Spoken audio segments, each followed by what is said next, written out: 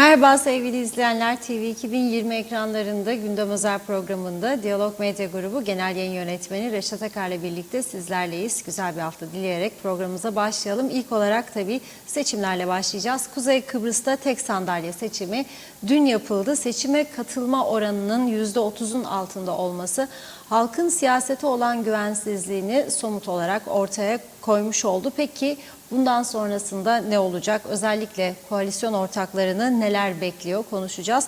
Seçim sonrasında UBP Genel Başkanı ve Başbakan Ünal Üster ile CTP Genel Başkanı Tufan Erirman değerlendirmede bulundu. Kısa değerlendirmelerini vereceğiz. Bu arada vatandaşların da seçim sonuçlarıyla ilgili görüşlerini aktaracağız.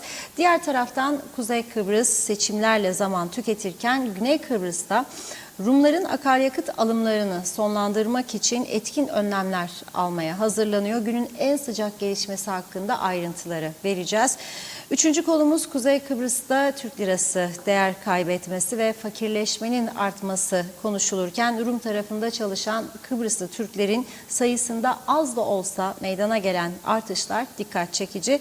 Yapılan açıklamaya göre 3000 dolayında Kıbrıslı Türk güneyde çalışıyor. Ayrıntıları ele alacağız. Son olarak da maalesef yine diyorum trafik can almaya devam ediyor. Polisten yapılan açıklamaya göre son bir haftada 94 trafik kazası meydana geldi. 2 kişi hayatını kaybetti, 6 kişi de yaralandı. Ayrıntılarını yine ele alacağız. Hepsi ve daha fazlasıyla sizlerleyiz. Evet buyurun Reşat Bey. Evet tabii seçimi bugün uzun uzun konuşacağız bu seçim sonuçlarını ama öncelikle bir dolardan bahsedelim. Dolar ne oluyor?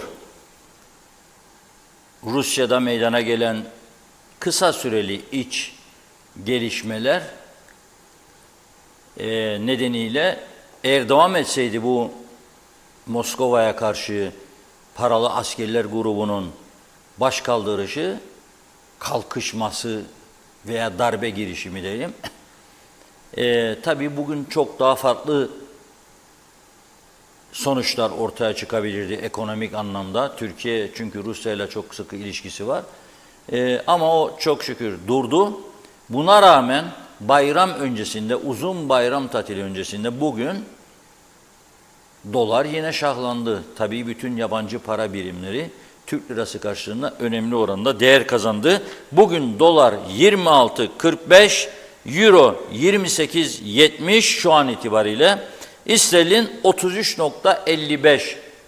İnanılmaz bir artış var. Gerçekten sterlin olmuş 33.55.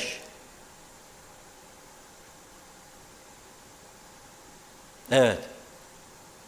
Vatandaşlar ne diyor? Dayandı. Sterlin nereye kadar gider? Vallahi inşallah 50'yi bulur. Euro 30'u bulsun. Dolar da 30'u bulsun. Hiç umurumda değil. Çünkü baştakiler düşünmüyorsa ben de düşüneceğim. Halk düşünmüyorsa da hadi kişileri kazandırıyorsa iyidir kendilerine. Başka bir şey söylemiyorum. Dövizmiş. 50 olsun be kardeşim. Bana ne? Bana ne? Çok şükür ben enayilik yapmadım. Hiçbir zaman dövizle işlemedim. Döviz borç almadım. Bilmem ne yapmadım. Ama olan insanlar çünkü hala bunlara oy verirler. Kendileri düşünsün.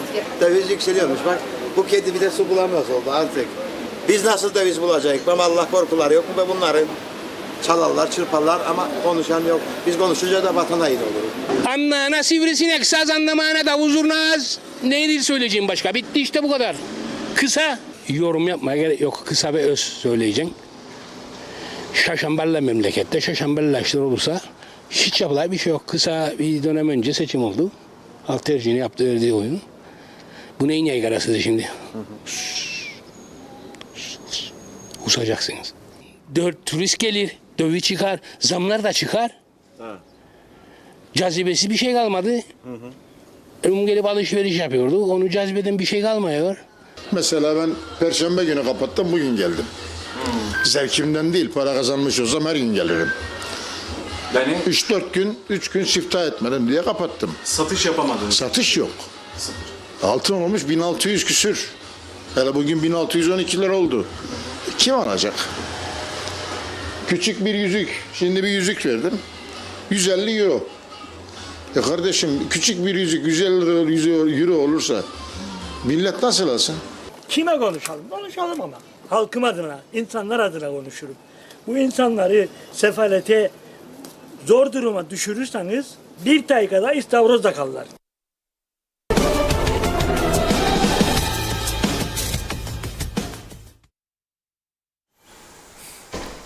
Zor duruma düşürürseniz bu insanları diyor, çaba bu insanlar istavrozla akar diyor. Evet, paranın dini, dili, imanı yokmuş derler. Dini, dili, imanı yokmuş paranın.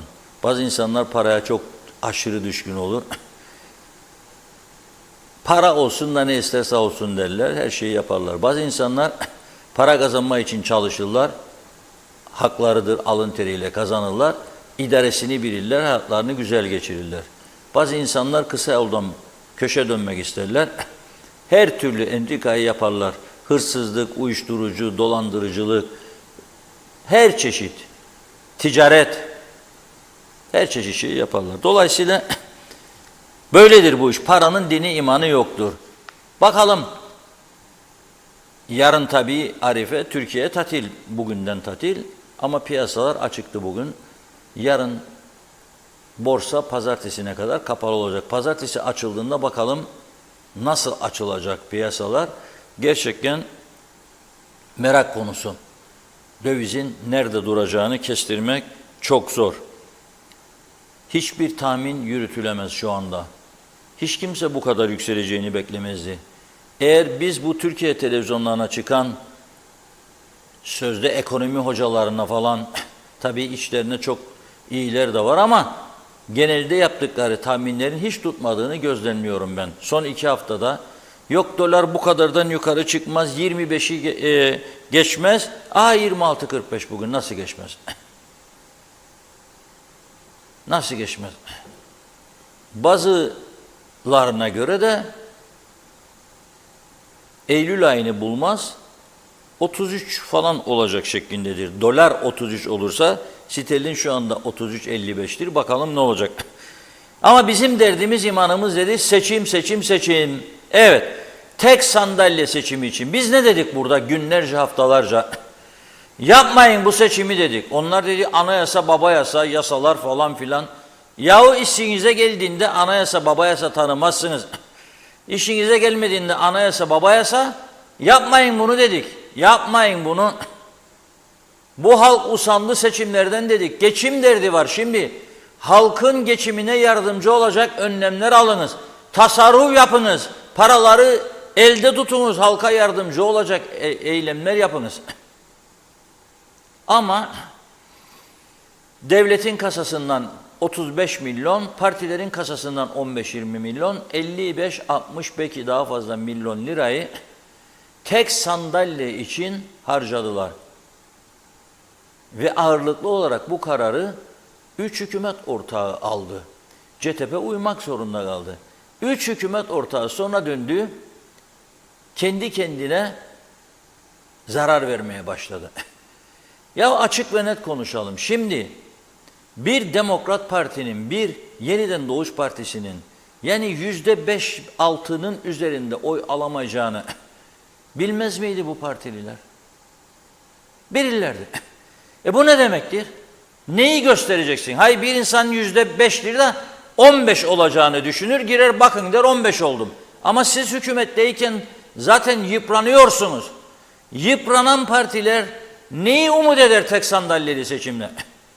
2 tane kökleşmiş büyük parti var bu ülkede. UBP, CTP. DP ile YTP zaten UBP'den kopma. UBP'nin doğurduğu partiler. Üçü birleşmediği için, ayrı ayrı savaştığı için tek sandalyeyi CTP'ye hediye etmiş oldular. Ne kadar güzel.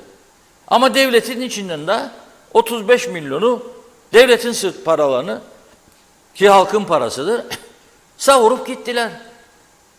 Şimdi enteresan bir durum seçim sonrasında Başbakan Ünal Üstel dedi ki halkımız bize mesaj verdi bunu iyi değerlendireceğiz ama ağır ekonomik koşullar var etkili oldu dedi. Tamam bunu biliyorsunuz seçimden önce de biliyordunuz bunu. Yeniden Doğuş Partisi Başkanı Erhan Arıklı Bey de dedi ki değişen bir şey yok 18-19 oldu CTP hükümet yerindedir. Artık seçim 3 yıl sonra dedi. 3 yıl bu hükümet görevdedir dedi. Dedi ama UBP içinde esen rüzgarları hesap etmedi. Esas mesele UBP'nin içerisinde, hatta Bakanlar Kurulu içerisinde ve milletvekilleri arasında sandığa gitmemeyi teşvik edenlerin olduğunu herkes biliyor. Veya sandığa giderseniz boş atın diyenlerin olduğunu biliyor. Veya sandığa giderse öteki adaya ver, CTP'ye ver diyenlerin olduğunu. Çünkü neyi umut ediyorlar? Eğer böyle olursa, eğer UBP adayı kaybederse o zaman Ünal Üstel parti başkanı olarak yıpranacak. Yıprandığı için de istifaya zorlanacak. İstifa ederse de UBP'de yeni bir genel başkan olacak. Yeni bir hükümet ortaya çıkacak. Yani gene başbakan değilsin, gene bakanlar, gene müdürler, müsteşarlar, gene bir yıl atamalar, matamalar, müşavirler ordusu ve daha da çöküş ekonomik açıdan. Ya eğer sizin mantığınız, mentaliteniz, siyaset anlayışınız değişmiyorsa, hepiniz de aynı gelenek ve göreneklere göre hareket ediyorsanız, yani Hasan gitmiş, Mehmet gelmiş, Ahmet gitmiş, Mustafa gelmiş, ne değişecek? Nitekim bugüne kadar hiçbir şey değişmedi. Değişmedi. Bakın benim bildiğim yakın çevremden, çocuklarımdan hiçbirini iş almadılar, ben de vermeyeceğim diyenler var. Ama kök UBP'li ve vermediler. İnsanları nereye alıştırdınız siz? İşe alırsan oy veririm, almazsan vermem, çatla patla vermem diyor.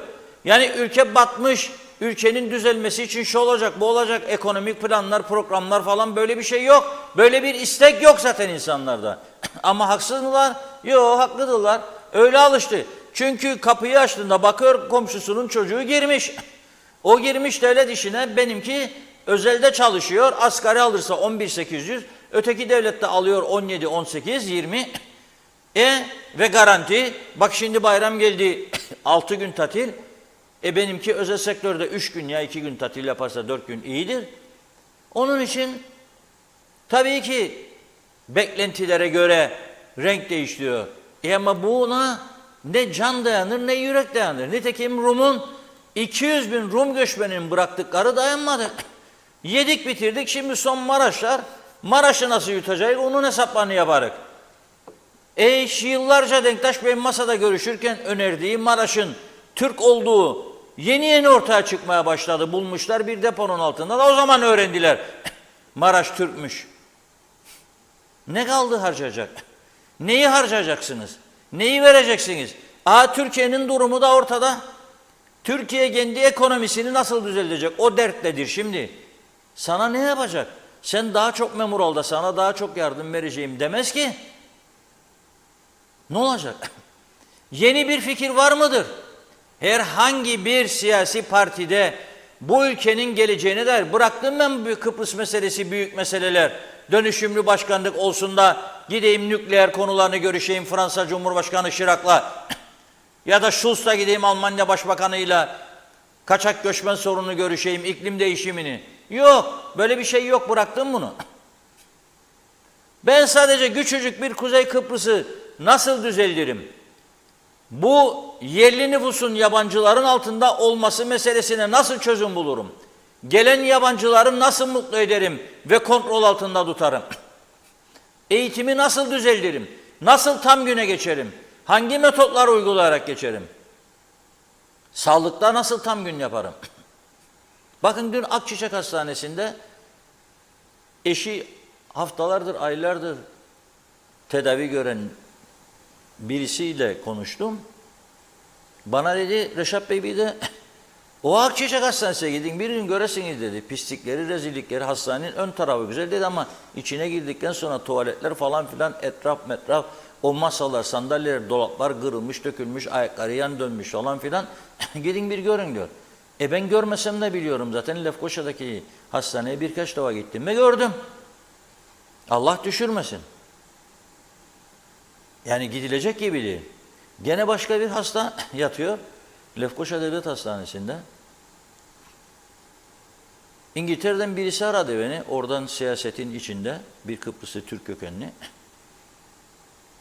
Anlattı bana bu bayanın yaşadığı durumu. Yanlış ameliyat yaptılar kendisine dedi. Şu anda yoğun bakımda. Acı çekiyor dedi. Çok ciddi sıkıntısı var dedi. Nasıl olur ya dedim, yanlış ameliyat oluyor dedi KKTC'de sizin dedi. Ne yapabilirim ben yani? İyi dileklerimi belirtmenin dışında ne yapabilirim? Yanlış yapılan ameliyatı düzeltmek kolay bir iş değildir. Ama ülke bu durumda. Peki ne önerdiler bunlar bize bu seçim öncesinde? Adaylar da konuştu kendi kendilerine, sloganlar buldular. Ne değişecek?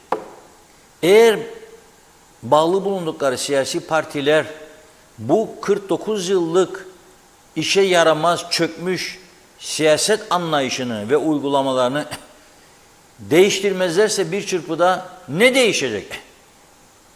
Mesela ben bir örnek vereyim. Bizim gazeteciler cemiyetinde 11 kişi yönetim kurulu vardı. Ama toplantıya 4 kişi, 3 kişi, 5 kişi gelirdi. İkinci seçki genel kurulda dedim bu düşsün 9, üçüncüde 7. Ne gerek var? Dünyayı mı tutacaksın 11 kişi, 15 kişi? Şimdi ben bunu siyaset içinde çok söylüyorum. Senin 2 milletvekilin var, 150 tane parti meclisi üyen var. Eğer sen parti meclisine 150 kişi koyarsan, bileceksin ki bu 150 kişi her birini de 10'la çarp etti 1500 kişi. 1500 kişi senden iş isteyecek, ya başka bir şey isteyecek, ya banka kredisi, ya terfi, ya tayin, ya arsa, ya ihale. 10 tane parti var. Onları 1500 zaten 150 bin bitti. Toplumun tüm kesimi, hepsi 18 yaş üstü bir menfaat beklentisiyle siyasete bağlanmış oluyor. O zaman sana bu ayakkabı çok büyük be kardeşim. Senin ayağın 38 veya 36, sen giyiyorsun 45. Değiştir bunu. Ayağına uygun ayakkabı seç. Yasakla milletvekili. Madem başkanlık sistemi öcüdür, korkuyorsunuz. Öyle derler. Ben aslında korkmam.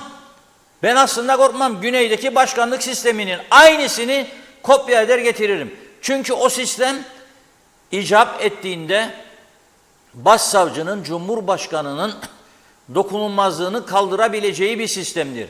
O sistem bir yasa dışılık iddiası veyahut da bir olumsuz icraat durumunda Cumhurbaşkanının saatlerce sorgulanabileceğini öngören bir sistemdir. Bizim gibi değildir.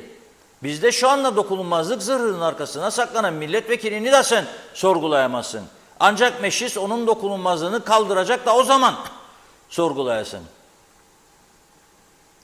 Hangi meseleyi sonuçlandırdınız bugüne kadar?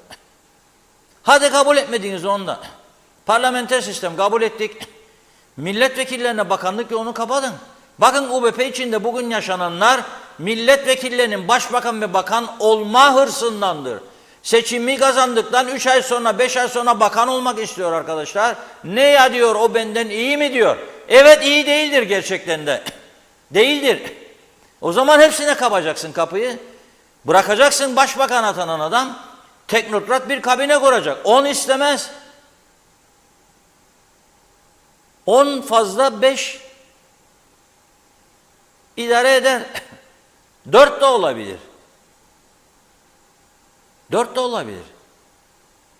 Nedir bu ülkenin derdi ki bu kadar uğraşıyoruz? Çevre Bakanlığı var. Çevre gittikçe kötüleşir. Turizm Bakanlığı var. Tanıtma fonunun paraları nereye gider? Güneyden kara kapılarından gelmezse biter Kıbrıs Türk kesimi. Biter. Nitekim çok ciddi gelişmeler var. Biraz sonra söyleyeceğim. Sıcak sıcak. Daha çok taze. Yeni düştüğü internet sitelerine güneyde. Esas yarın gazetede çıkacak ama ben bugünden size söyleyeceğim. Beklenen büyük tehlikeyi. Biz daha devam edelim seçim yarışına. Devam edelim zafer yürüyüşlerine.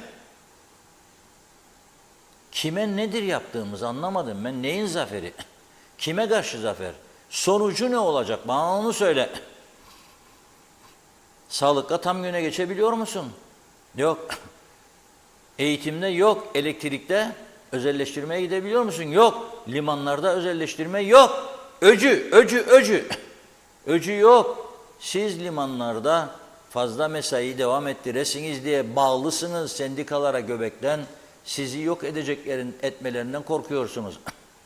Bu ülke bu sistemle hiçbir yere varamaz dediğimizde herkes oturdu. Bakalım. Bak bakalım şimdi. Daha ne günler bekler kapıda. Bak bakalım. Bak nasıl halk sana dedi. 29.92. Ne demektir bu ya? Kıbrıs Türk siyaset tarihinin 100 garasıdır. İşte ne dedi vatandaş sana? Burada açık mesaj. Usandık dedi. Seçiminiz de size kalsın, koltuğunuz da, meclisiniz de, hükümetiniz de dedi.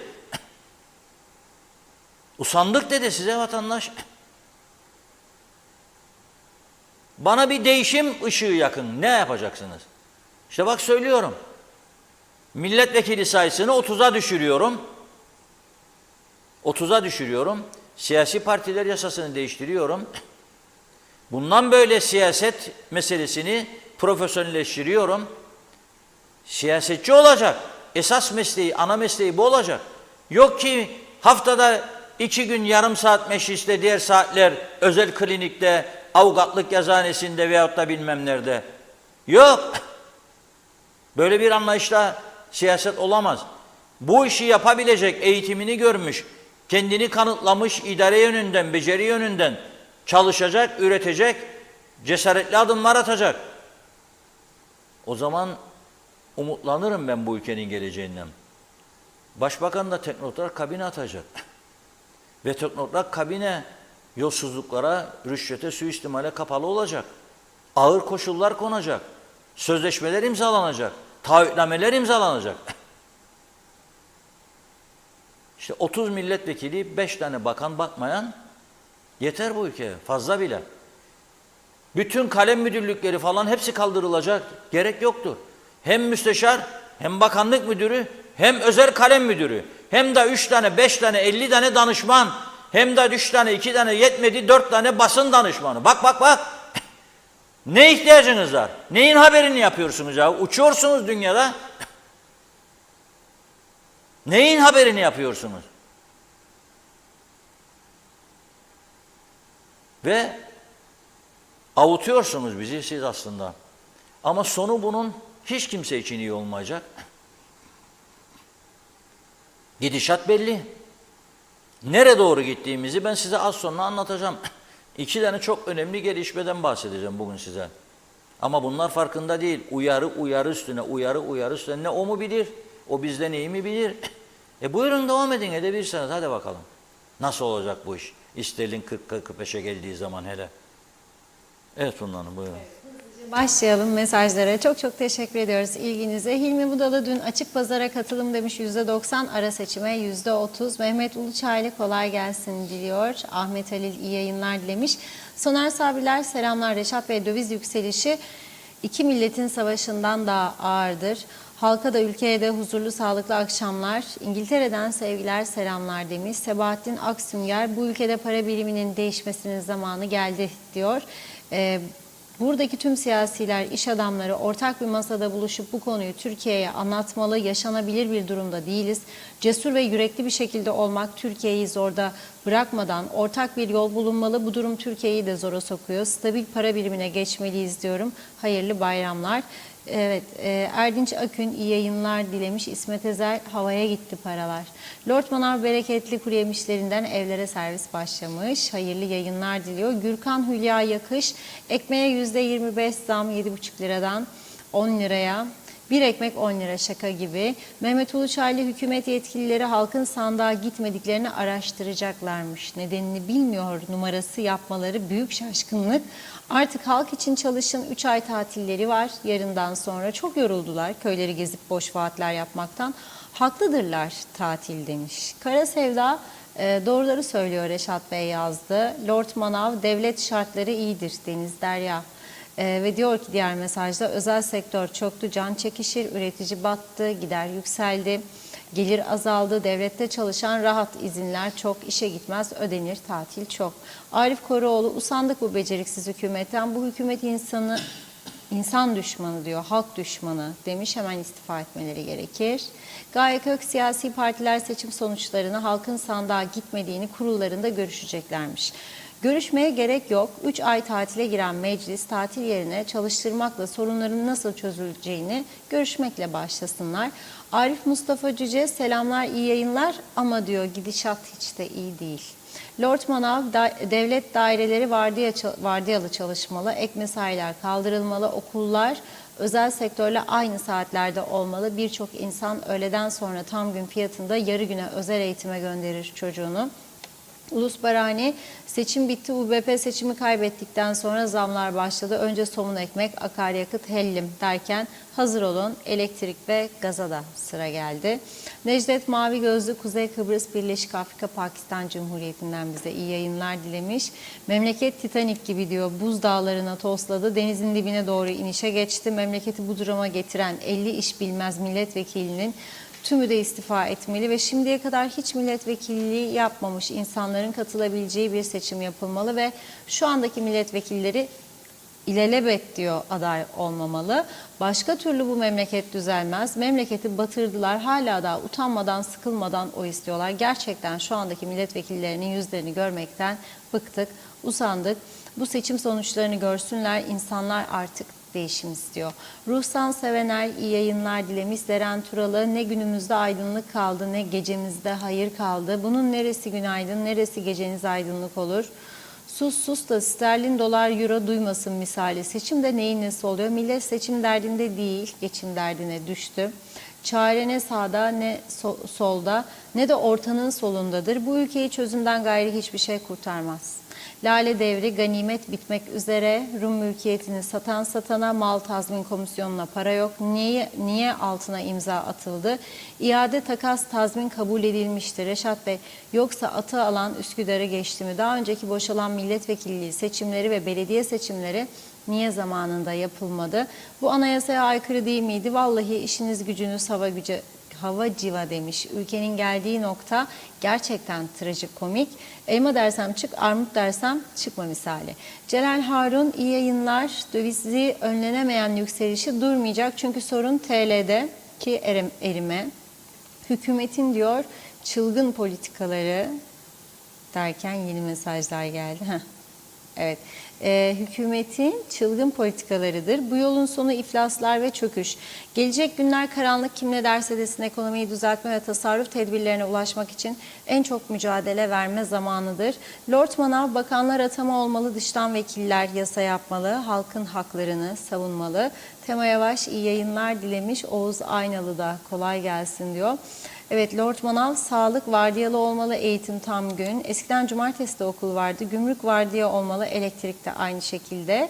Ek mesai kalkmalı yazmış. Mehmet Uluçaylı, bugün İskele Sağlık Ocağı'na gittim, eczanede hiçbir ilaç yok. Bir vekil iktidar kazanınca sağlık sistemi düzelecekmiş. Siz önce halkın ihtiyaçlarını karşılayalım, hükümetçilik oynamayın, iş yapın diyor. Lord Manav, müsteşarlık danışmanlık kalkmalı, adam evde oturur maaş çeker. Emirali Tatlıdil, 2 senedir et sorununu çözemeyen, halkın sağlıksız gelen tarihi geçmiş etleri yemesine zemin hazırlayan bir hükümet bunları nasıl çözecek abi? Kimse bilmediği yerden et yemesini, hele de olması gerekenin altında fiyat verenlerden uzak dursunlar diyor Emirali Bey. Erkan Kocabaş'ta bu ülke bitik, nereye dönsek bozuk yapı, freni patlamış kamyon gibi. Emirali Tatlıdil, 2 aydır Girne Boğaz yolundaki lambalar yanmıyor, kimseden ses yok dedi. Evet, Abdülkadir Demir, torpili ortadan kaldırıyorsunuz, torpilli ordusunu kaldırıyorsunuz. Yalancı siyasi partilerimiz bu programa uymazlar. Seçimler yenilenmeli, katılım %50'nin altında kalısına nasıl bir yorum yapılabilir? Sözün bittiği an demiş. Veli Baş, Reşat Bey, bu hükümet ne zaman açıklayacak asgari ücreti? Türkiye'de açıklandı, uyuyor mu bizimkiler diyor. Bir iki mesaj daha okuyup ara verelim. Selçuk Özenli, tanınmamış ülkede başkanlık olmaz. Yetkiyi tek kişiye verdiğinde gördük Türkiye'de ne oldu? Battı, önce burada yargıyı çalıştıralım. Yapanın yanına kalmasın demiş. Torpil bitsin, eksik yasalar çıksın. Fahiş fiyata mal satanlara ceza yağsın. Geçsin. Kısacası yönetim sıfır. Salih Mullalı da demiş ki söylenecek neydi? İyi yayınlar demekten başka geriye hiçbir şey kalmadı diyor. Kalmadı söyleyecek. En büyük Kıbrıs'ın kuzeyi. Zalihe Şerifoğlu, Reşat Bey uyuyanları uyandırmayalım, bırakın uyutsunlar. İyi yayınlar dilemiş. Sayar Aker, bayram geldi, ete para bulamadım diyenleriniz çoğalıyor yazdı. Ergün Yahat iyi yayınlar diliyor. Hüseyin Koltan'da iyi yayınlar diledi. İyi haftalar. Her şeye her gün zam gelmiş. Ne olacak insanların hali? Maaşlar eridi dövize karşı. Çok teşekkür ederim. Hayırlı yayınlar. Sayar Aker, her aydınlık güneşimiz var diyor. Bülent Dizdarlı'nın mesajını da okuyalım, ara verelim. Demiş ki siyaset kurumu halkın verdiği bu mesajı çok önceden daha ucuza alabilme becerisine sahip olmalıydı diyor Bülent Bey. Teşekkür ediyoruz. Devam edeceğiz. Buyurun. Halkın vereceği tepkiyi ölçebilecek kapasite olsaydı memleket içinde iyi şeyler yaparlardı ama öyle bir kapasite yok. Kendi aralarında oturup konuştukları zaman ezici bir çoğunluk bu MYK'lar, parti meclisleri falan genellikle parti başkanına ve hele bakan olanlar falan onlara yağ çekmenin ötesinde bir şey yapmazlar.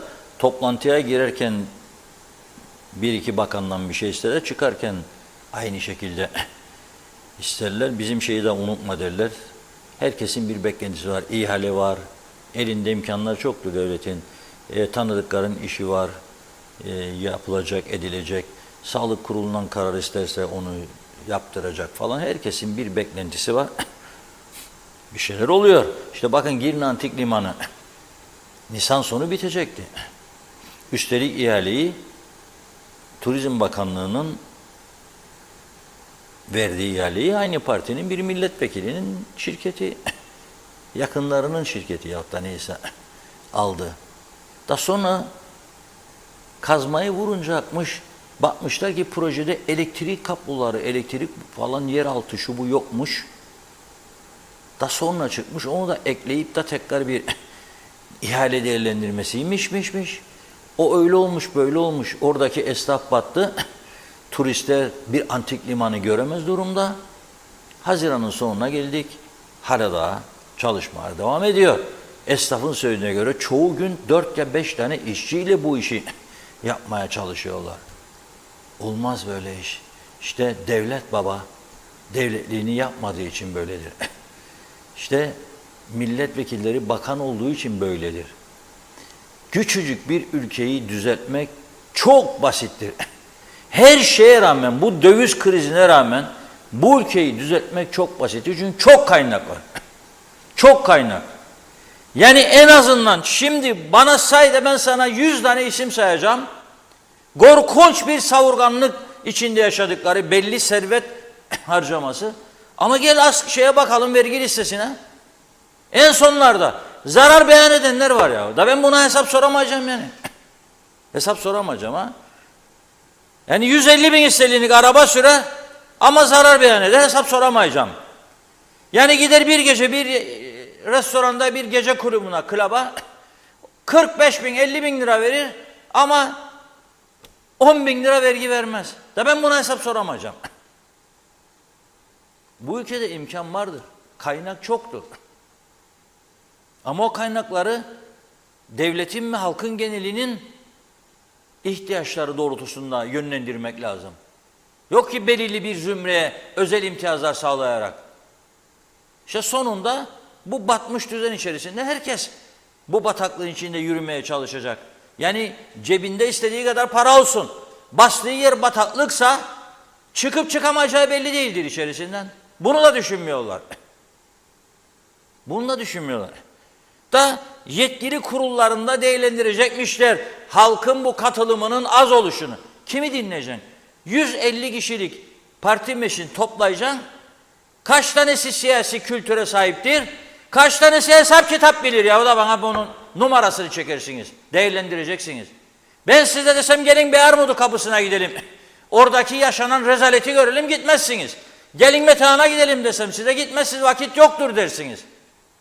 Ama bu taraftan parti toplantıları, bilmem MYK'lar, parti meclisleri, bilmem neler ve fikir tartışmasıymış. Fikir tartışmasını kiminle yaparsın ya sen? Fikir tartışması kiminle yaparsın? Eğer ekonomik konuyu ele alacaksan ekonomistlerle yapman lazım. Eğer eğitim yapacaksan iyi eğitim uzmanlarıyla yapman lazım. Turizmi yapacaksan turizm uzmanlarıyla. Hayatını bu işe harcamış, dünya görmüş, başarmış, gelişmiş, girmiş, çıkmış, batmış, çıkmış, yükselmiş. Çok deneyimler kazanmış insanlar var. Hangisiyle konuşuyorlar? Hangisiyle fikir paylaşıyorlar? Hayır, hiç kimseyle. Hiç kimseyle. Ama en büyük tehlike, bakın açık ve net bir şekilde Başbakan'a, Cumhurbaşkanı'na ve CTP liderine yaptığımız ziyaretlerde açık ve net bir şekilde ben vurgulamaya çalıştım, uyarmaya çalıştım, gündeme getirdim. Defalarca burada yaptığım uyarılara bir de Gazeteciler Cemiyeti yönetimi olarak yaptık. Öncelikle bir ülkenin vitrini medyadır. Siyasetin de doğru yürüyebilmesi için doğru medya olması lazım. Ama esas sorun burada başlar. O kadar çok olmayan gazete ve internet, web televizyonu yarattılar ki bu siyasilerdir gene mimari bu işin. İyi iş yapmak isteyene saldırtıyorlar. Kendileri geriden bıyık altı gülüyor. Sonra öne çıkıyorlar. Ötekiler geri çekiliyor. Çünkü anlıyor ki bu ülkeyi düzeltmek için fedakarca ortaya çıkmak çok tehlikeli bir durum. Herkesin ailesi var, yakını var. Sana olmadık şekilde saldırı, ihanet, bir takım iftiralar, o zaman iyi siyasetçi veyahut da iyi siyasetçi olabilecek değerdeki insanlar ortaya çıkmaz, geri adım atar. Yoksa bizim ülkemizde çok iyi insanlar var. Benim aklımda 5 tane isim var mesela. Böyle bir imkan olsa, o 5 isimle bir kabine olsa, ben iddia ederim 2 sene sonra mükemmel bir duruma geliriz. Türkiye'den yardım istemeye de gerek kalmaz. Savunmamıza bak, sınırlarımızı koru, anavatan yeter bize. Ama o imkan bu ülkede maalesef vermezler. Vermezler. Öyle bir çeteleşme oldu ki bu işi düzeltebilecek 2 tane seçenek var artık elimizde. Bir, güneyden gelecek topuz ki çok yükseldi olasılık. 2, kuzeyden. Ama güney tarafından daha güçlü sesler alıyorum ben. Söylemiş olayım. Daha güçlü sesler alıyorum. Hazırlıklar o yöndedir. Herkes kendini ona göre hazırsın. Ne olacak o zaman? Aldıydı çocuğumu da almadıydı. Verdiydi terfi de vermediydi. İhaleyi ona verdi, bana vermedi. Onu yaptı da bunu yapmadı. Komşunun çocuğu öyle, benim böyle. Benim arabam eskidi, değişemedim ona. Her şey bitecek. Taşlar yerine oturacak. Doktorsan doktorluk yapacaksın. Maliyeciysen maliyecilik yapacaksın. Sanayiciysen sanayicilik yapacaksın. Gazeteciysen gazetecilik yapacaksın. Ama yok böyle. Sadece kamuda 7, 8, 10, 15 tane, 20 tane sendika. Nedir be burası? Nedir burası? Kim kime? Buralarda güç yaratıyor. Kime karşı? Bakın yabancılar bizim üstümüze çıktı diyoruz. Ama ona geldi mesela, yarın siz bilir misiniz? Ne? 15-20 sene sonra Ruslar yönetecek AKD'yi. Belki sizden daha iyi yönetecekler. Ben onu da düşünmeye başladım şimdi. Bizim yönetim tarzımız, şeklimiz ortada. Neyse, gelelim bu seçim sonuçlarıyla ilgili. Vatandaşlar ne diyor? Az önce yayınladık. Serdaran Şengül, Abdullah Su İçmez, Apo kameraman kahramanı, onların röportajlarıydı. Şimdi Ömer Kadiroğlu'yla Hamit, kameraman Hamid'in bugün vatandaşlarla gerçekleştirmiş olduğu söyleşileri getiriyoruz. Gerçi Ömer şikayet ediyoruz, havalar çok sıcak diyor, çok terliyoruz diyor ama su iç diyorum, su. Suyun faydası var ama diyor, o da diyor bir küçük su olduğu 7,5-8. Ne yapalım? 6 liralık bulursan onu iç diyorum. Evet, izleyelim bakalım. Yapılan araç seçime %30 civarında bir katılım oldu. Nasıl değerlendirirsiniz? Ben de katılmadım.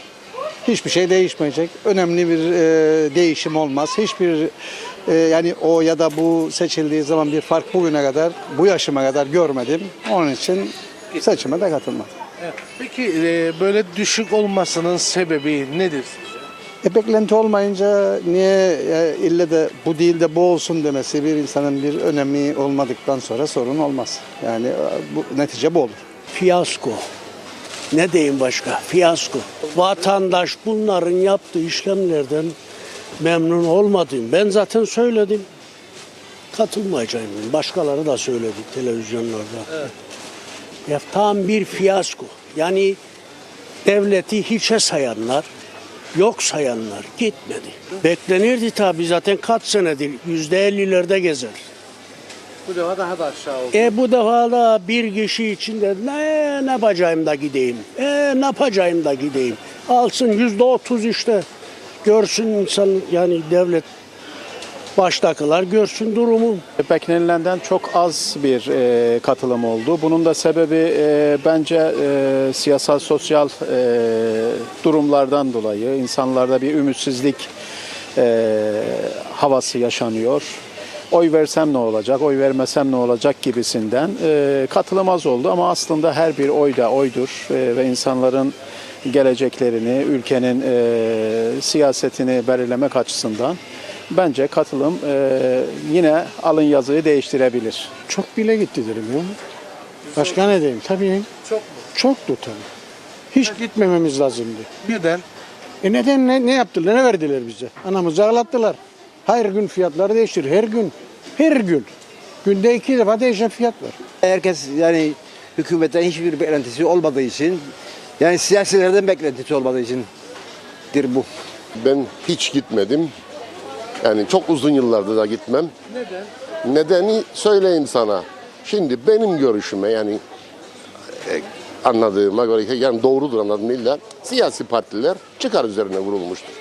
Siyasi partiler abicim bir çember oluşturdu. Çemberin içinde olan faydalanır, dışında olan faydalanmaz. Bu yıllardır böyle gelir, böyle gider. Ama o biri gelecekmiş, o biri hepsi aynıdır. Yani hatta şimdiki mevcut partiler olanlar hepsi aynı yani. Zihniyet aynı. Bir tane için oy vermem bilir miyim?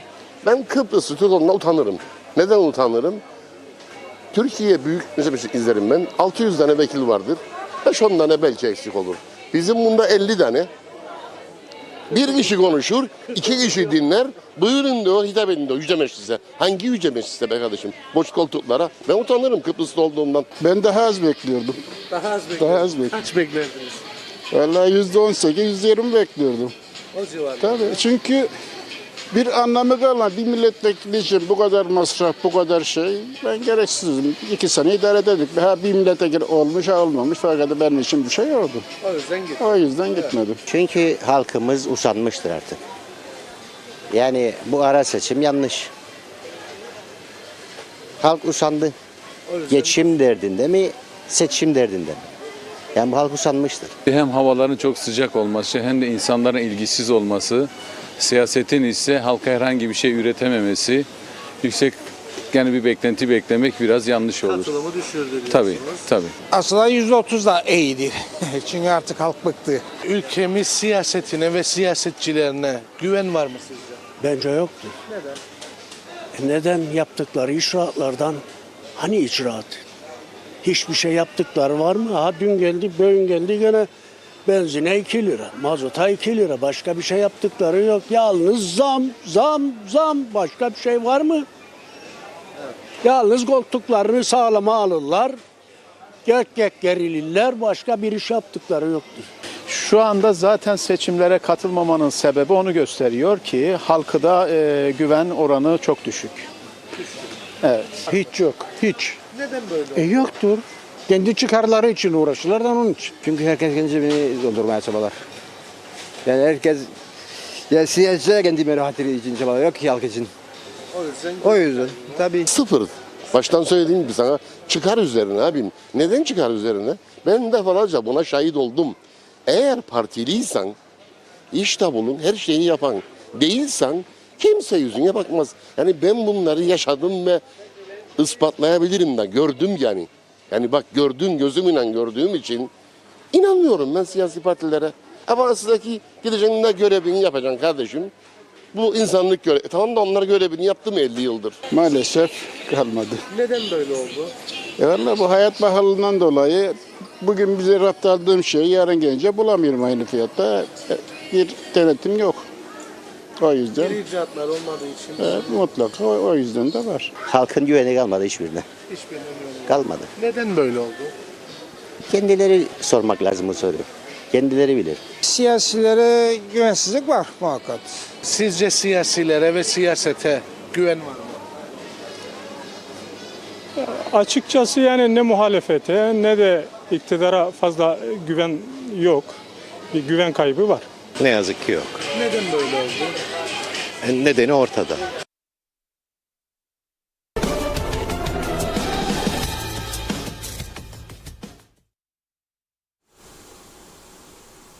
Evet, halkın görüşlerini dinledik. Bu arada sizlerden çok uyarı geliyor. Hem yani açık yazıyorsunuz programa hem de özelden çok sayıda bana mesaj geliyor. Sesler kötü, görüntü kötü diye.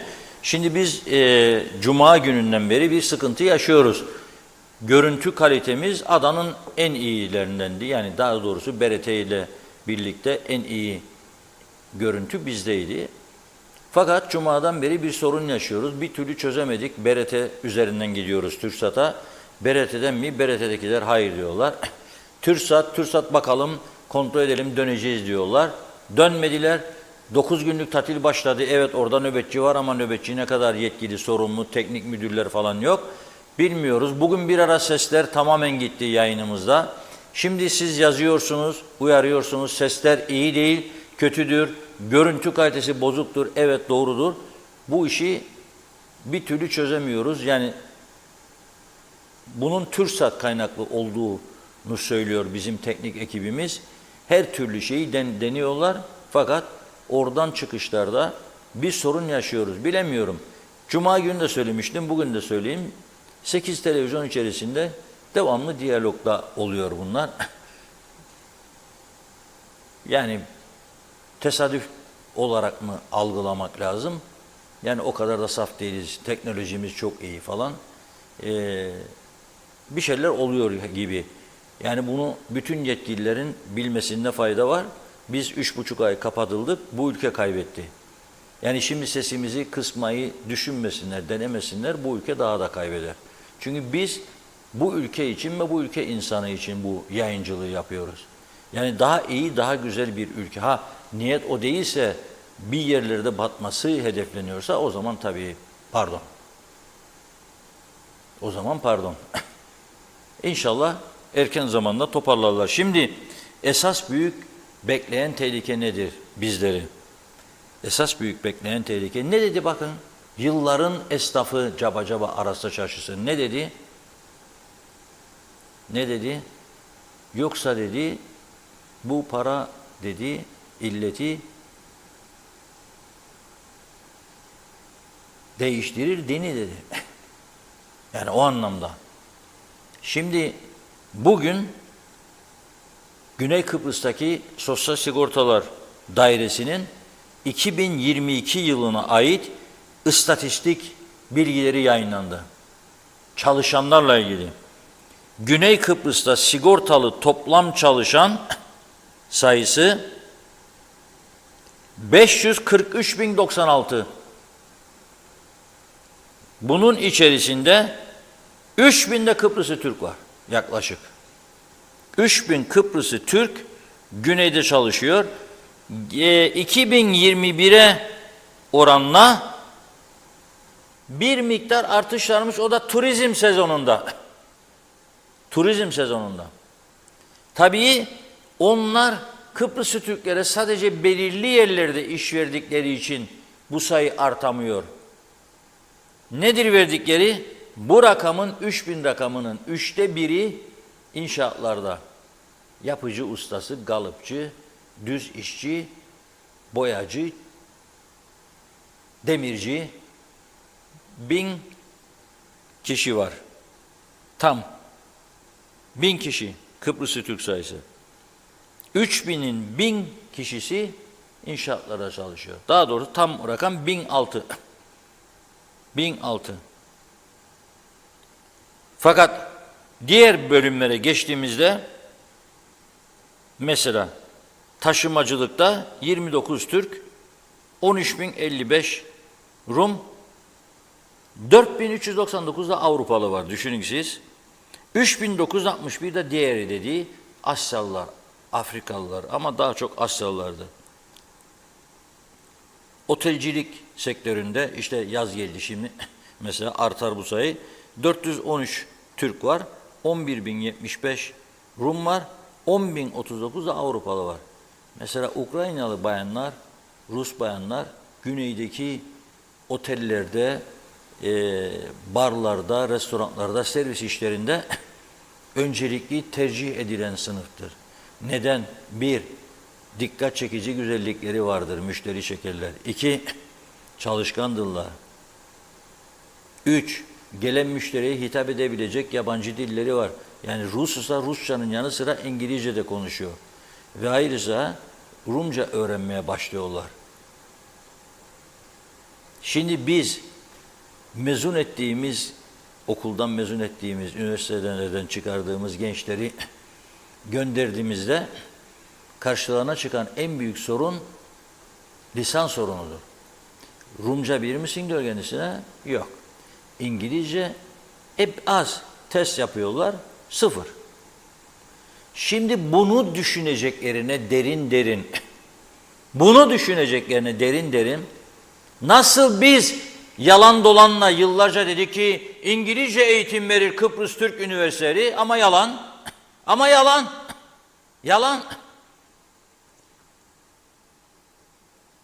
Ama o dediğimiz seviyeye getirmemiz lazım. Ve iyi lisan bildirerek ancak mezun etmemiz lazım iken biz tam tersini yapıyoruz bunun. Paraya bağladık bu işi de. Bunun da yalancılığına döndük. Yalan dolana döndürdük bunu da. Hepsi öyle değil tabii mezun olanlar bütün üniversitelerde illa yalan dolana verir anlamında söylemiyorum ama genelde bu. Yani bizim üniversiteden mezun olanların başarılı olduklarına yönelik benim inancım yoktur. Zaten o okullarda, DAÜ en iyisidir mesela. DAÜ'deki öğretim görevlilerine sordum. Ben geçmişte Tufan Hoca'ya da sordum orada öğretim görevlisi bu soruyu. Kudret Hoca'ya da sordum. Maalesef sıkıntıların olduğunu söylediler. Lisan bilmediklerini söylediler. Sıkıntıların olduğunu söylüyorlar. Ama var ciddi sıkıntı var. Sen buralardan mezun ettiğin gençlere doğru dürüst lisan öğretemiyorsun. Mesleğini de bilemiyor tam olarak. Yani mesela bizim mesleği alalım. Yüzlerce iletişim mezunu var. Ama buraya geldikleri zaman yaz bakalım 2 satır bir şey diyorsun yazamaz. Yazamazlar. Çok ciddi sıkıntı var. Ve ne oluyor bu da var? İletişim okuduğu halde işte gidiyor devletten iş istiyor. Ben iletişimi bitirdim. Beni bir yere alın koyun. Arşiv memuru yapın. Ne bileyim ticaret dairesini alın. Ne bileyim maliyede bir bölümü alın. Öyle olaylar oluyor. O yüzden buna bir çözüm getirmek lazım ama ben bakıyorum çözüm getirmek yerine eğitimde kalite daha da dibe vuruyor ve hepsinden önemlisi bakın bu kep meselesi var ya arkadaşlar bulduydu galiba törenlerden böyle kepleri fırlatırlar okullarda. O görüntü varsa böyle çok hoşuma gidiyor böyle kep fırlatırken görmek öğrencileri çok hoşuma gidiyor. Yahu dedim dün berbere gittim bizim berber sağ olsun. Bekliyor beni. Reşat Bey diyor geç kaldınız diyor. Tabii dedim sen alıştın kafada saç çok fazla. 5 dakika kesiyorsun tamam. Yok diyor sohbeti özledim diyor falan. Dedim sen yoktun dün ben randevu istedim. Çocuğun dedi tören var dedi. Ne tören dedim. Kaç yaşındaydı senin çocuk dedim. Kreştedir dedi. Ha sen onun için dedim işe gelmedin yani kapattın. Dükkana gelmedin işe dedim. Benim dedi kızım bir tanedir. Benimle bir tanedir dedim. Yok dedi. Peki dedim sen sadede gel dedim. Senin çocuk kreşte 1. yılını mı doldurdu? Evet. Kep fırlattı mı dedim. Dedi ben yapmadım. Benim çocuk kreş dedi önümüzdeki sene demişler. Anaokuluna başladığında ki başlayacak diyor seneye. Kep fırlatacak demiş o da. Yahu yapma dedim. Vallahi diyor anaokuluna kadar fırlattılar diyor. Ya bu kadar basitleştirdiniz bu işi ya. Anaokuluna giden çocuğa kep giydiriyorsa da fırlatıyorsunuz. Analar babalar da eriyor. Cep telefonları ellerde fotoğraf çekiyorlar. Çocuğumuz nereden mezun oldu ya ama? Bizi de sarhoş ettiler, bizi de delirttiler. O yüzden Abidin Akbirgin yetiştiremiyor. Barışçılık ve sinir hastalıklarında tedavi etsin bizi. Yetişemiyor barışçılık sinir hastalıklarındaki doktorlar, daha doktor istiyorlar. 50 tane daha sar gene yetişmeyecekler. Hepimize bir şeyler oldu ya. Anaokulda kepme fırladılar ya ilkokulda. Ailelere de bir külfet. Çocuğumuzun kepi cübbede giydirin ne güzel. Ne içindir bu ya? Bir sarhoşluk var. Ben nereye bakarım? Ben neticeye bakarım. Üniversiteyi bitirdiği zaman baban ne iş yapar anlatamaz durumdadır gençler. Bunu konuşun. Ama bunu kimse konuşmuyor. Üniversitelerde kurdele kesmede, kebapma törenlerinde başrollerde, ön sıralarda, alkışlar, övünmeler, Kuzey Kıbrıs Türk Cumhuriyeti, Northern Cyprus falan filan, Vatikan, forever. Kendi kendimizi bir yalan dünyasının içine soktuk. Ayıptır be artık, ayıp. Ayıp.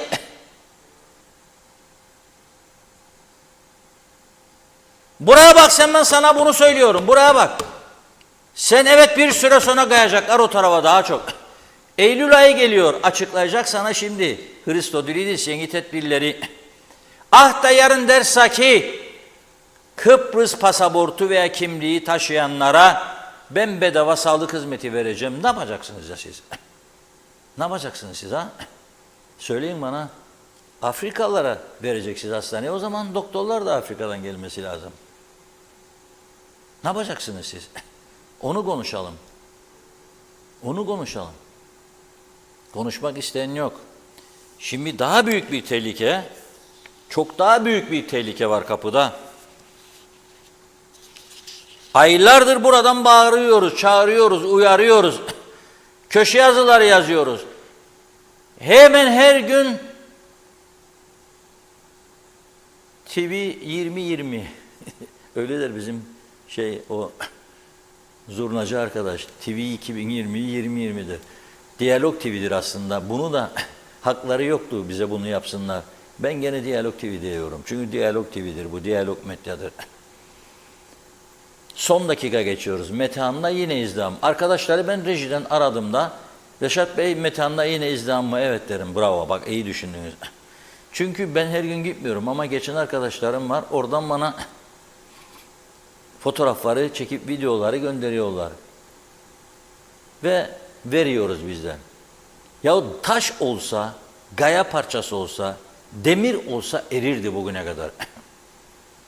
Bir kapıyı genişletemediler. Genişletemediler. Yeni kapı açamadılar. Rumamış teslim olacakmışık, onun istediğiymiş olacakmış. Aha hasbolat. İster açarsın, ister açmazsın. Ama benim ihtiyacım var daha çok kapıya. Onun değil. O zaten kapatmak için çırpınıyor. Nitekim yarın 27'si Metehan'ın önü ana baba günü olacak şimdiden söyleyeyim. Çünkü birçok insan bayram geliyor diye kuzucukları gidip oradan alıyorsunuz. Dikkat edin, eylem var orada. Ben buradan Esnaf Sanatkarlar Odası'na çağrı yaptım. Değerlendireceklerini söyler. Benzincilere de çağrı yapıyorum. Şimdi bu kadar zaman güzel para topladınız. Ey akaryakıt bayileri, özellikle Yenikent tarafındakiler falan filan. Pamuk eller cebe. Verin 500 lira, 1050 lira olsun yarın. Alın yüzlerce karanfil, gül götürün bu gelecek Rum benzincilere verin. Belki sinirleri yatıştırırsınız. Çünkü size çok zarar verecekler. Bugünden kokusu çıktı. Yarın eylem olacağı gerekçesiyle bugün programa biz girmezden az önce Rum Enerji Bakanı Yorgo Papanastasiou bir açıklama yapmış Rum Radyo Yayın Korporasyonu'na. Diyor ki salı günü petrol istasyonu işletenlerin bir eylemi olacak diyor. Neden diyor? Çünkü insanlar kuzeyde daha ucuz olduğu için kuzeye geçerler, oradan alırlar diyor. Şimdi diyor bazı önlemler üzerinde duruyoruz diyor. Mesela bu bidonlar gibi.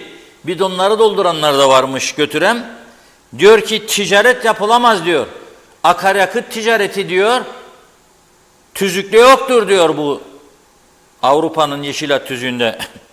Ve bunu nasıl durduracağız? Çalışıyoruz üzerinde diyor. Netice itibariyle geçtiğimiz cuma gününe diyor 160 litre buldular diyor. Yani aracın deposunun dışında ayrı böyle plastik bidonlara veya başka yerlere doldurup götürüyorlarmış Rumlar. Dolayısıyla diyor buna izin vermeyeceğiz diyor. Tekrar ediyorum.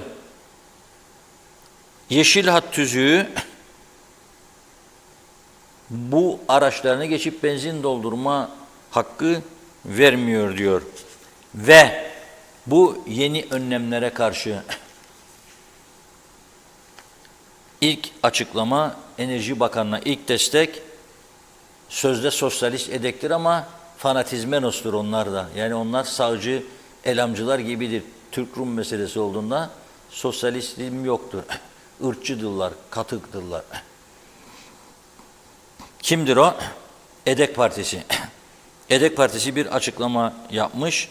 Demiş ki işgal bölgelerinden akaryakıt alımının önlenmesine ilişkin girişimleri kucaklıyoruz, selamlıyoruz. Çok doğru bir girişim diyor. Özellikle Metehan sınır kapısından geçenlerin uzun araç kuyrukları oluşturduğunu ve araçlarını akaryakıt doldurup geri döndüklerini söylüyor. Bu diyor çok büyük bir sorundur bizim için diyor. Çünkü Türklerdeki fiyatlar 8,3 sent diyor Güney Kıbrıs'ta, pardon 8,3 sent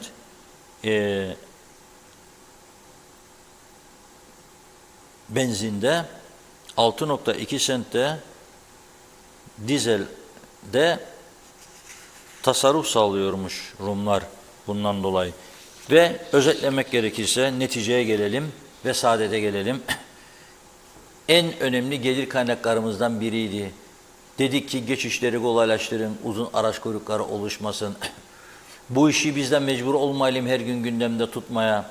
Onlar sessizlik içinde geçsin, alışverişler canlansın. Çünkü gelen başka şey de alıyor. Ben dün bir Kıbrıs Rum gördüm. Belli ki dar ve sabit gelirli birisi. Aracı çok eski. Rum gümrükçü sıraya dizdi dün geçenleri. Metehan'dan geçtim gördüm yani. Bu zavallının arabasında açtığında bagajı gördüm. Bizim beğenmediğimiz buton ekmeklerden vardı. Onlarca içecek vardı. Zepse meyve vardı. Şimdi bizim pazarda şöyle derdi. Rumlar oh gelir euro ile bozdurur, gün onların günü. Aha şimdi duruyor. Hadi bakalım kime satacaklar acaba yetiştirdiklerini? Ve bu akaryakıt bayilerinin düşecek gelirleri hepsine önemlisi maliye %30'unu alıyor paranın. Her 1000 liralık akaryakıtın 300 lirası maliyenin kasasına giderdi. Eğer ülke sevgisi, insan sevgisi bizde olsaydı bu işi çoktan biz daha cazip hale getirirdik, rahatlatırdık geçişleri ve bir o kadar daha araba gelirdi. Bakın ben işin sadece mali tarafında değilim. İki toplum elbet bir gün bu ülkeyi birleştirecekler. Biz istesek de istemesek de. 2 gün sonra Avrupa Liderler Zirvesi vardır. Perşembe ve Cuma günü Kıbrıs meselesi de gündemdedir. Yapacaklar bu işi istesek de istemesek de. Türkiye ile ilişkileri düzeltip bu doğal gazın Türkiye üzerinden gitmesi gibi konusunu da netleştirip ondan sonra bu çözümü gerçekleştirme yoluna gidilecek. Ama biz ne kadar hazır olacağız? Perişanlık çekeceğiz eğer kendimizi toparlamazsak. Toparlayabilmek için de şimdi fırsatları iyi değerlendirmek lazım. Krizleri menfaate çevirmek lazım. Şansa çevirmek lazım. Ama yapamadık maalesef. Seçim, zafer. Sonuç ortada. Bakalım Perşembeden sonra, yarınki eylemden sonra neler olacak merak ediyorum. Buyurun Funda Hanım. Hemen mesajları geçiyoruz hızlıca. Çağatay Dolunay, seçime katılım oranı %30'muş, %80 olsa ne fark eder? Siyasilerin tek amacı seçilmek. Seçildiklerinde kısa zamanda ceplerinin dolacağını biliyorlar. Lord Manav, seçimler online seçilebilmeli. Alaaddin Aldin Akkor, torpil menfaat hükümeti gitsin, düzgün ülke ve halkın menfaatini düşünen bir düzen gelmesi dileğiyle. Eda Bilginsel Aksoy, merhaba halk %30 katılımla sandıklara iradesini yansıtmıştır. Yuvarlak açıklamalarla, borçlanıp maaş ödemekle hükümet idare edilmez. Reşat Bey'in de dediği gibi hiçbirinin icraatı yoktur. Bütün bakanlıklardakiler maalesef seyircidirler, iş yapmıyorlar. İyi yayınlar. Zehra Sencer de Karpaz'dan sevgiler demiş, süpersiniz diyor. Çok teşekkür ediyoruz. Zeynep Karaali, evet sesli söyledik. Hasan Yalınca, peki diyor, sizce Türkiye Kıbrıs'ın kuzeyini kendi ayakları üzerinde durmasını gerçekten ister mi, yoksa hep ona muhtaç kalmasını mı ister? Ne düşünürsünüz demiş. Evet, Salih Mullalı, Omorfo'da panayır var, bu akşam lokma yemeye gidiyoruz demiş. Buyurunuz siz de gelin diyor. Mehmet Uluçaylı, Long Beach'te görüntü güzelmiş. Mustafa Küçük, İzmir'den izliyorum sizi diyor. Facebook'tan izlerim demiş. Kolay gelsin. Nilüfer Canova, bu ülke sizlere her şartta izlemenin bir yolunu bulur yazdı. Necdet Mavi Gözlü de Facebook'ta sorun yok anlaşılan, maşallah diyelim. Hüseyin Yener, net izliyorum, Antalya'dan selamlar dilerim. Bütün Diyalog TV ekibine başarılar. Nilüfer Canova, Reşat Bey, geçen gün Aynapa'da bir restoranta gittim. Bütün garsonlar Türktü. Celal Harun, özü doğru olanın sözü de doğru olur. İnsanlara tepeden bakanlar okumayla adam olduğunu düşünür. Okumayanlara cahil gözüyle bakarlarsa egoist ve ruh hastası kişilerdir. Yokluktan okuyamamış ama hayatını insan gibi yaşamaya adamış, saf temiz kişilere cahil denmez, insan denir.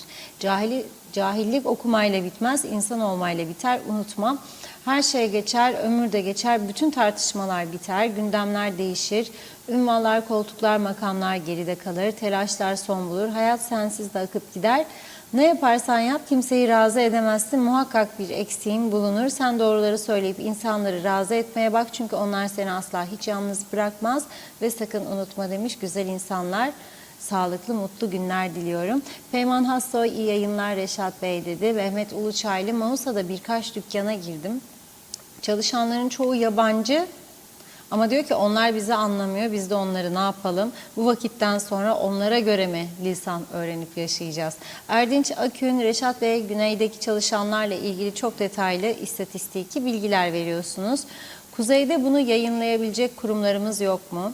Yoksa kuzeyde ne olup bittiğini, nüfus yapısının ne olduğunu kimsenin bilgi edinmesini istemiyor muyuz? Bu kuzeyde ne olup bittiğini açıklamak zorundayız demiş. Yetti artık. İşte bu yüzden siyasete güven kalmamıştır.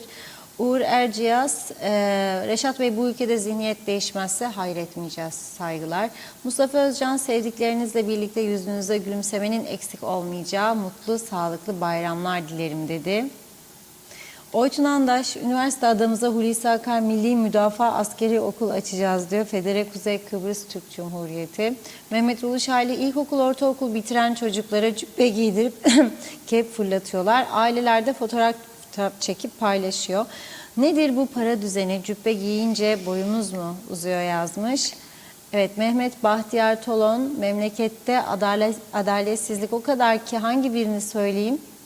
İhtiyaç sandığı 2022 yılı için yatırım sahiplerine kar payı dağıttı, ancak 31 Aralık dikkate alındı. Kar payı dağıttı. 2022 yılında Mayıs ayında parasını çeken hem dövizden dolayı mağdur oldu, hem kar payı alamadı. Kendi paranda bile mağdur ediliyorsun ve hakkını alamıyorsun. 5 aylık bu devletten alacaklıyız. Derdimizi kime anlatacağız? Dava açsan mahkeme Allah bilir ne zaman bitecek. Devlet olmak vatandaşın hakkını korumaktır. Zahide derken azıcık gitti. Zahide Yaslıhan, selamlar. Evet, parazit mi koydular acaba sizin yayınlarınıza diyor. Sizi her gün izliyoruz. İyi yayınlar. Kazım Denizci, ana vatan, yavru vatan, et ve tırnak gibiyse oradan getirilen sorunları çözmeleri gerekir. TL eridi demiş. Mustafa Özata, Boğaz bölgesinde de yayın kesik kesik diyor. Mehmet Uluçay ile ekibe herkese mutlu, sağlıklı bayramlar. Yücel Barbaros, Kıbrıs'ta bir anlaşma tüm gayri yasallıkları ortadan kaldıracaktır demiş. Çağatay Döner'de merak ediyorum. Reşat Bey, oy verdin mi diye soruyor. Fikret İpekçioğlu hükümet istifa etti mi yoksa daha beyin tutulması yaşıyorlar yazmış. Bakıyorum zannediyorum tamamladım. Yayınla ilgili mesajlar var tabii. Reşat Bey söylemişti ama sözü yine kendisine bırakayım. Devam edeceğiz. Buyurun. Beni kendi içimde bilmem ararsam bulur muyum? Yaşanmamış genç yıllarımı ve sebebini suskunluğumun. Buluşsam orada kendimle ve yaratsam ellerimde küçük bir sırça köşk misali dostlarımla benim evrenimde. Boş yere değil yok inanmam, koşarım yine ardından. Bulsam da olur bulmasam da bu ümit beni bil yaşatan. Boş yere değil yok inanmam, koşarım yine ardından. Bulsam da olur bulmasam da bu ümit beni bil yaşatan. Day day day day day day day. Day day day day day day day. Day day day day day day day day. Day day day day day. Cesaretim olur o zaman düşünmeye içtenlikle, açık seçik ve hiç korkmadan, sonuna dek dürüst ve sevgiyle. Boş yere değil yok inanmam, koşarım yine ardından.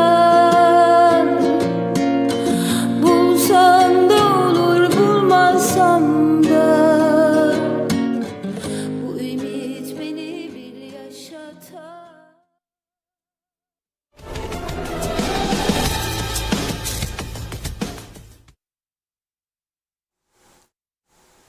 Evet, Sezen Aksu tabii mükemmel okuyor bunu, Yaşanmamış Yıllar. Çok güzel bir şarkı. Bu da iyi bir arkadaşa gitsin.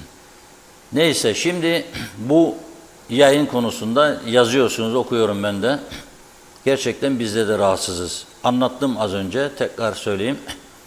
Bizim teknik servisimize göre TürkSat kaynaklı.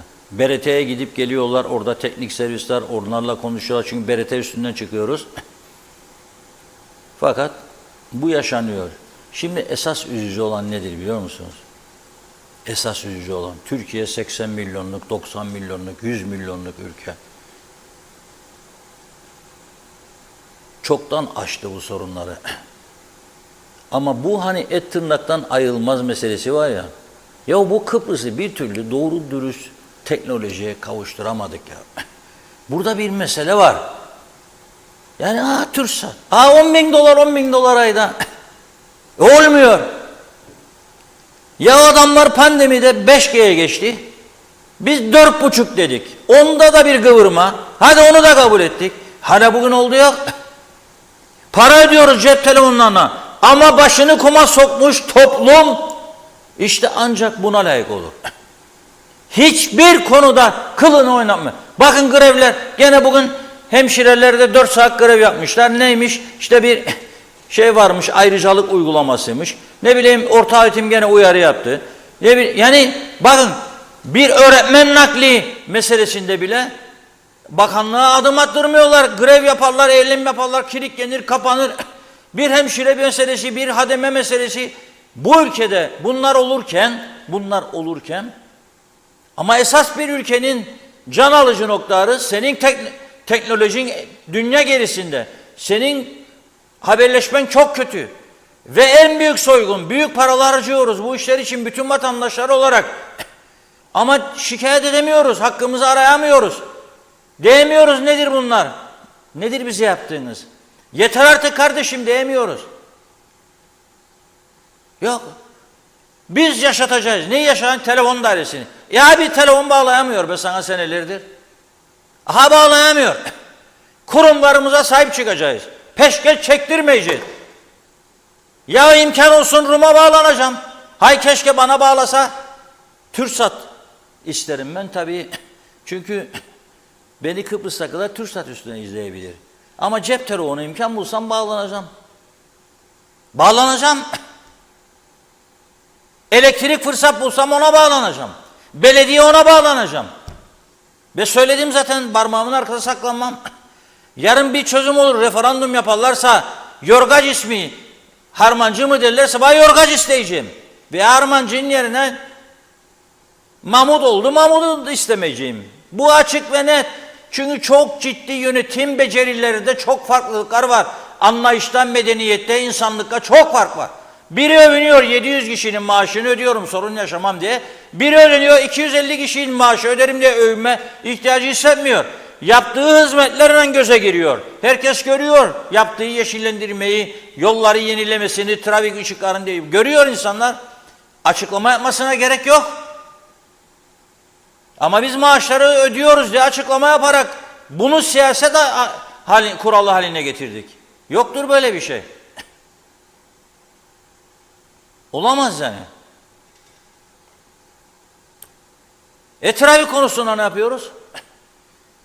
Bakın evlerde, buluşmalarda, meyhanelerde bir miktar geçiyor bu konular. Mesela kız arkadaşıyla arkadaş meyhanede 2 tane çektikten sonra sohbet ediyorsa da kesilir internet, başlar sövsün zaten bu memleket zaten falan filan, kaçacağım ve gideceğim ve edeceğim de. Onun dışında normal yaşamda yoktur. En yüksek faturayı da ödüyor musun bir güzel? Ödüyor. Hükümet de yüksek vergileri toplayıp mahçıkları ödüyor mu? Gayet güzel. Alan memnun, satan memnun. Trafik kazalarına o kadar can vermeye başladık. Gene bir hafta içinde 94 kaza, 2 can kaybı, 6 yaralı. Nasıl olur bu iş ya? Nasıl olur? 3,5 milyonda maddi hasar var. Bu rakamlar sadece bu 94 kaza rakamı büyük kazalardır. Yani polisin gitmesini ve rapor etmesini gerektiren kazalardır. Ha bir de var ufak tefek kazalar. Polis gitse de der anlaşın beyler der ufaktır değmez. Arkadan çarptın plakasını kırdın ya yandan falan. Anlaşın aranızda sigortaları falan filan. Rapor etmeyelim, uğraştırmayalım. Biz zaten adam da kalmadı. Ya ama kimse uğraşmaz. Şimdi dünkü Diyalog Gazetesi'ni arkadaşlar istiyorum. Seçim günü yayınladık. Ben bunu konuşurken o gazeteyi ekrana getirmek isterim. Neymiş? Suçlara geçiyorum. Bir hafta içerisinde ülke genelinde 11.905 araç kontrol edilmiş. 1205'ine yani %10'un da üstüne çıktı. Ceza kesilmiş. 357'si suçların sürat. Yetişiyoruz.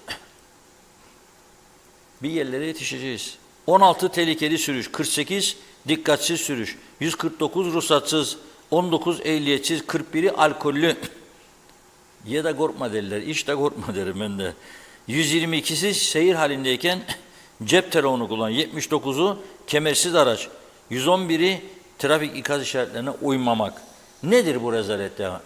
Hani üniversite memleketiydik? Hani %95'imiz üniversiteliydik? Hani bir eğitim düzeyi yüksek bir toplumduk? Çok. Ha yabancılar da geldi bozdu bizi, ona da katılırım. Ona da katılırım. Ama önlem alınması mümkündür diye düşünüyorum. Hem de çok sert tedbirler. Dün sadece Diyalog Gazetesi'nde vardı bu haber. Dikkatinizi çekiyorum. Polise yönelik şiddet, polise yönelik silah çekme meselesi tırmanıştadır Kuzey Kıbrıs'ta. Bu yeni bir olay. Dün sabah saat 4'e kadar 1 gibi başlayıp dün sabah 4'e kadar önceki günkü Cuma gece yarısı başlayıp Cumartesi sabah 4'e kadar Esentepe'de ikamet eden o fotoğrafını gördüğünüz şahıs ruhsatsız silahıyla, tabancasıyla ateş ediyormuş. Tabii bölgede duyuldu, yabancılar da çok. Yabancılara orada şimdi 300-400 bin sterline ev satıyoruz. Onlar da zannederler ki sakin güzel, Cyprus, Lovely Island falan. Ne bilsinler, cehennemin içine geliyorlar. Polise ihbar etmişler. Polis herhalde bölge karakolu gidiyor oraya ve çekiyor tabancayı polislerin üstüne. Üstüme gelmeyin diyor, sizi dağıtırım diyor. Vay vay vay. İyi dinleyin bunu ama sonra ne oluyor? Polis geriliyor, ne yapacak? Öldürecek.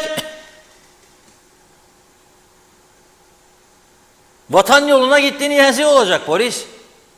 İstemeyiz böyle bir şey olmasını. Katiyen. Geriliyor polis, sonra bildiriyor merkeze ve oraya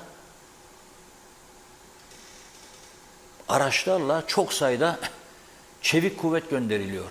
O adamı yakalayacaklar diye. Evi ablukaya alıyorlar, bir şekilde baskın yapıyorlar. Adamı koltukta silahıyla birlikte yakalıyorlar. Belinden tabancasını çekmiş, vursun diye polisi. Evde canlı mermiler buluyorlar, patlayıcı madde buluyorlar, uyuşturucu buluyorlar. Ve dün seçim günü bütün gazetelerde manşet, sandık başındayız, sandık başına gidiyoruz. Seçimler hayırlı olsun maşallah inşallah varken Diyalog bunu manşet yaptı. Esas en büyük tehlike içte güven bunalımının başlamasıdır. Güven bunalımı vardır herkeste. Bu ülke o bildiğimiz güzel temiz Kıbrıs değildir artık. Bunu düzeltmek için canla başla hepimizin çalışması lazım. Aksi halde bu ülke turizm adası olmaktan çıkar, eğitim adası olmaktan da çıkar. Hiç kimse çocuğunu tehlikeli bölgeye göndermek istemez eğitim alacak diye. Herkes aklını başına toplasın. Üniversitelere de bu konuda büyük sorumluluk düşüyor. Yetkilileri zorlayacaklar. Sadece gel Gurdele'yi kes. Sen bana övgü, ben sana övgü. Olmaz kardeşim, bu olmaz. Bu Afrika kökenlerin girişini durduracak önlemler almalıdırlar. Olmaz başka türlü. Tabii bu insan Afrikalı değildi, o ayrı mesele. Ama bu ülkenin kültürü değildi bence. Değil yani. Değil. Peki bu meclis ne yapması lazım şimdi sizce? Gecesini gündüzüne katıp bunları konuşup ve ortak bir formül üretmeleri lazım. Nasıl biz bu işi azaltabiliriz? Ne tür önlemler alınmalı? Gerek ülkeye giriş koşullarında, gerek ikamet koşullarında, gerekse üniversiteye giriş çıkış, gerekse ev mal mülk satışlarında, alımlarında ne tür tedbirler alabiliriz? Ve iyi tedbirler alarak cezaları da caydırıcı hale getirerek çıkmaları lazım toplumun karşısına. Ama ne yaptı onlar bugün? Çıktılar kürsüye, boş salona birkaç nutuk daha çektiler ve dediler ki 2 ya 3 Ekim'e kadar elveda meyhaneci, artık kalamıyorum diyor. Niçinmiş? Bir başkaymış bu akşam. Sarhoş olamıyormuş. Hadi meydan sizin 3 ay. İstediğiniz kadar için sarhoş olun. Tatilde hakkınız, içmek de hakkınız, yemek de hakkınız, gezmek de hakkınız. Buyurun beyler. Ne güzel bir ülke yarattınız bize bakın. Huzur ve mutluluk içinde hepimiz.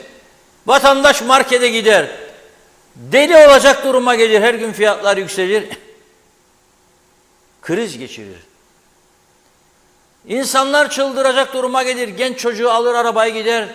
12 olur gelmez, 1 olur gelmez, ah evladım sağ selim gelsin başka bir şey istemem der. Dualarla yatar, dualarla kalkar. Aman ne burası hacı cenneti mi oldu yahu? Niçin önlem almazsınız? Siz yahu da doğru dürüst insanlar güvenerek çıksın yola gitsin gelsin. Ve niçin polisi hedef tahtası yaptınız? Buna bakınız. Yok ki tatilmiş 3,5 ay. Allah iyiliğinizi versin diyeyim. Ne diyeyim başka size? Seçim yapsanız olacak, ne yapmasınız olacak? Dün seçim yaptınız. Bari onun hürmetine bir hafta geciktireydiniz ya. Şimdi ne derler biliyor musun? Meclis iş tüzüğü. Vay o tüzüğünüzü siz yapmadınız ya o tüzüğü. Siz değiştiremezsiniz o tüzüğü isterseniz. Sizin elinizde değildir bunlar. Yazıklar olsun diyeceğim. Başka bir şey diyemem. Evet bugünlük bu kadar. Yarın Arife günü ama biz yine burada olacağız inşallah. Maşallah birlikte olacağız. İnşallah ben şimdi çıkınca Abdülaziz'i de arayacağım. Elmaziye Hanım'ı da. Biri okusun üfürsün, biri dualar yapsın, biri yıldız falına baksın. Belki sesimiz, görüntümüz düzelir yarına inşallah. Evet bunlar. İnşallah diyelim. Çok teşekkür ediyoruz yorumlarınız için. Bu programımızı bugünlük burada tamamladık sevgili izleyenler. Yarın yine aynı saatte görüşmek üzere. İyi akşamlar.